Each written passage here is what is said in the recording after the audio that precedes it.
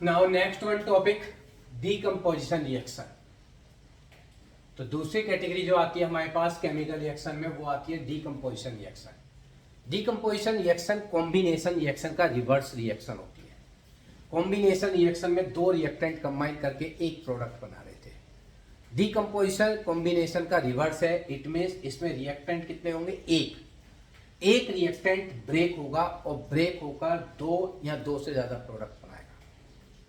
तो decomposition reaction उन reaction को कहते हैं जिसमें एक सिंगल रिएक्टेंट ब्रेक होकर डीकम्पोज होकर दो या दो से अधिक प्रोडक्ट बनाता है।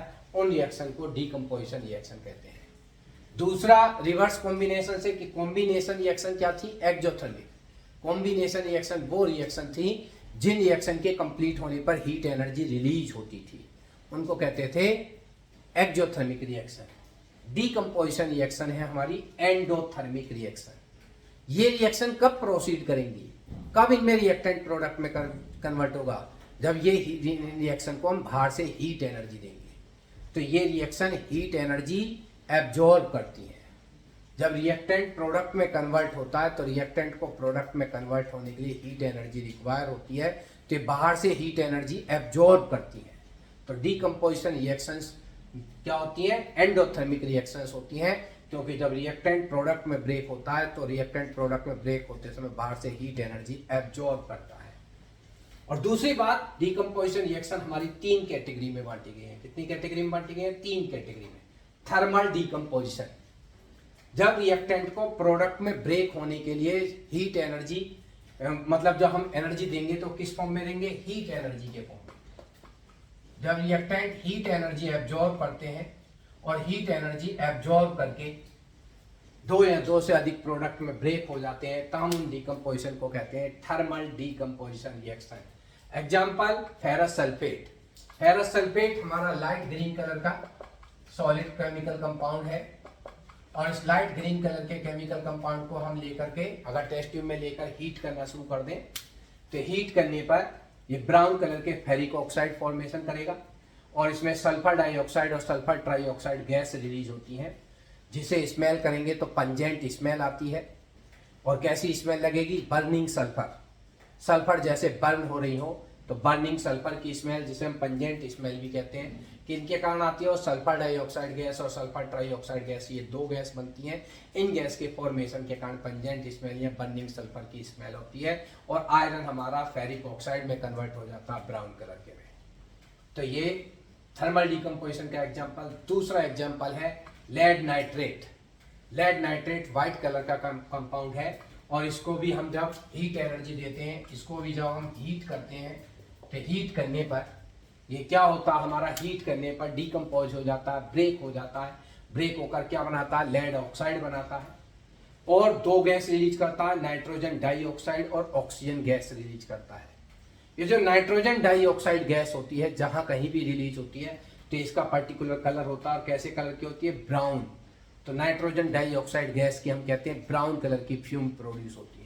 तो जब लेड नाइट्रेट को हीट करते हैं, हीट एनर्जी देते हैं, और लेड नाइट्रेट को हीट करने पर ये ब्रेक हो जाता है, तीन प्रोडक्ट बनाता है। और जब एक रिएक्टेंट दो या दो से अधिक प्रोडक्ट में ब्रेक होता है तो थर्मल डीकम्पोजिशन, और क्या कौन सा बनाएगा? लेड ऑक्साइड बनाएगा, नाइट्रोजन डाइऑक्साइड की ब्राउन फ्यूम बनेगी, और ऑक्सीजन गैस रिलीज होगी। दूसरा डीकम्पोजिशन का एग्जांपल फोटो डीकम्पोजिशन। इस डीकम्पोजिशन के लिए जो एनर्जी रिक्वायर होती है वो हीट एनर्जी नहीं देते, सनलाइट। सनलाइट की प्रेजेंस में रिएक्शन होती है। कहाँ से हीट एनर्जी एब्जॉर्ब होती है? सनलाइट के फॉर्म में एनर्जी देते हैं इनको। तो अगर हम सिल्वर क्लोराइड केमिकल कंपाउंड लें और सिल्वर क्लोराइड को हम वाच ग्लास में सनलाइट की प्रेजेंस में भर कर रख दें, तो ये सिल्वर क्लोराइड जो कंपाउंड है ये ब्रेक हो जाएगा। इसमें सिल्वर में और क्लोरीन गैस हमारी रिलीज हो जाएगी, और ब्लैक कलर का सिल्वर हमें प्राप्त हो जाएगा। इसी तरह से सिल्वर ब्रोमाइड लें, और सिल्वर ब्रोमाइड को भी हम सनलाइट की प्रेजेंस में रख दें, तो सनलाइट की प्रेजेंस में रखने पर सिल्वर ब्रोमाइड भी सनलाइट से एनर्जी को एब्जॉर्ब कर लेगा, और एनर्जी को एब्जॉर्ब करके सिल्वर ब्रोमाइड ब्रेक हो जाएगा, सिल्वर और ब्रोमीन गैस लिबरेट होगी। तो दोनों केस में सिल्वर बनता है, AgCl में क्लोरीन गैस लिबरेट होती है, AgBr में ब्रोमीन लिबरेट होती है। सनलाइट की प्रेजेंस में डीकम्पोजिशन होता है, और इस रिएक्शन का यूज हम कहाँ करते हैं? ब्लैक एंड व्हाइट फोटोग्राफी में इस रिएक्शन का यूज किया जाता है। थर्ड डिकम्पोजिशन आता है इलेक्ट्रिक डिकम्पोजिशन। ये डिकम्पोजिशन में क्या करते हैं हम? इस डिकम्पोजिशन को करने के लिए इस रिएक्शन में रिएक्टेंट को प्रोडक्ट में ब्रेक करने के लिए एनर्जी हम किसके फॉर्म में देते हैं? इलेक्ट्रिकल एनर्जी के रूप में, इलेक्ट्रिसिटी के रूप में हीट एनर्जी पास करते हैं। तो जब वाटर में इलेक्ट्रिक करंट पास किया जाता है तो वाटर इलेक्ट्रिक करंट पास करने पर वाटर ब्रेक हो जाता है हाइड्रोजन और ऑक्सीजन के फॉर्म में।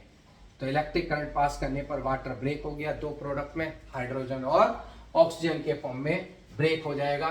तो ऑक्सीजन एनोड पर रिलीज होगा और हाइड्रोजन कैथोड पर रिलीज होगा। इसी तरह दूसरा एग्जांपल है fused sodium chloride. Fused means sodium chloride solid form में होता है। पहले हम उसको हीट करके मेल्ट कर लेंगे, मोल्टन स्टेट में कर लेंगे, लिक्विड स्टेट में कर लेंगे, तो उसे हम फ्यूज सोडियम क्लोराइड या मोल्टन सोडियम क्लोराइड कहेंगे। और उस मोल्टन सोडियम क्लोराइड में जब हम इलेक्ट्रिक करंट पास करेंगे तो इलेक्ट्रिक करंट पास करने पर कैथोड पर सोडियम मेटल लिबरेट होगी, बनेगी, और एनोड पर क्लोरीन गैस लिबरेट होगी। तो जब हम मोल्टन सोडियम क्लोराइड में फ्यूज सोडियम क्लोराइड में इलेक्ट्रिक करंट पास करते हैं तो इलेक्ट्रिक करंट पास करने पर कैथोड पर कौन सी मेटल का फॉर्मेशन होता है? सोडियम मेटल का फॉर्मेशन होगा और एनोड पर क्लोरीन गैस लिबरेट होती है। तो इन सभी एग्जांपल में क्या देखा कि एक रिएक्टेंट दो या दो से अधिक प्रोडक्ट में ब्रेक हो रहा है हीट एनर्जी या सनलाइट के फॉर्म में एनर्जी या इलेक्ट्रिक एनर्जी को एब्जॉर्ब करके। तो जब एक रिएक्टेंट दो या दो से अधिक प्रोडक्ट में ब्रेक हो जाए उस रिएक्शन को क्या कहेंगे? Decomposition reaction. हीट एनर्जी के द्वारा हो रहा है तो थर्मल डिकम्पोजिशन, सनलाइट की प्रेजेंस में डिकम्पोज हो रहा है तो फोटो डिकम्पोजिशन, और इलेक्ट्रिक करंट के द्वारा डिकम्पोज हो रहा है तो इलेक्ट्रिक